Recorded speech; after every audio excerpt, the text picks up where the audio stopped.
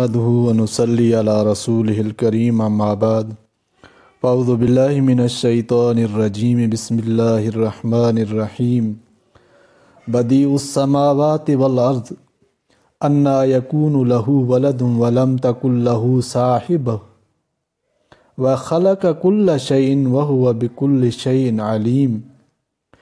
نئی طرح پر بنانے والا آسمان اور زمین کا، کیونکہ ہو سکتا ہے اس کے بیٹا حالانکہ اس کے کوئی عورت نہیں، اور اس نے بنائی ہر چیز اور وہ ہر چیز سے واقف ہے۔ بدیع السماوات والارض، بدیع نئی طرح بنانے والا، سماوات آسمان اور زمین۔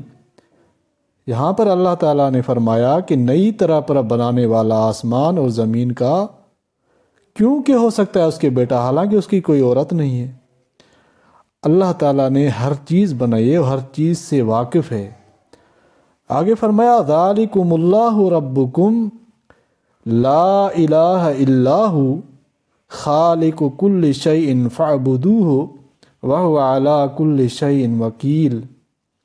ذالکم اللہ ربکم، یہی اللہ تمہارا رب ہے، لا الہ الا ہو، نہیں ہے کوئی معبود سوائے اس کے، خالق کل شیء، پیدا کرنے والا ہر چیز کا، فاعبدوہ، سو تم اسی کی عبادت کرو، وہو علی کل شیء وکیل، اور وہ ہر چیز پر کارساز ہے۔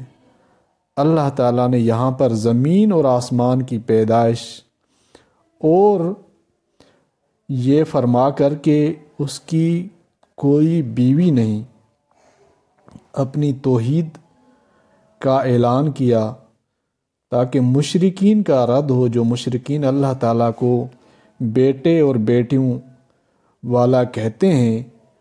تو اللہ تعالیٰ نے یہاں پر مشرکین کے اس عقیدہ باطلہ کی نفی کی ہے، اور موجودہ دور کے اندر بھی اللہ تعالیٰ سے مختلف طریقے سے شرک کیا جاتا ہے، اور ولی اللہ اور انبیاء علیہم السلام کو اللہ تعالیٰ کا مختلف اوصاف میں شریک گردانا جاتا ہے، جو بھی شرک ہے۔ اللہ تعالیٰ شرک سے بچنے اور توحید پر عمل کرنے کی توفیق عطا فرمائے، آمین یا رب العالمین۔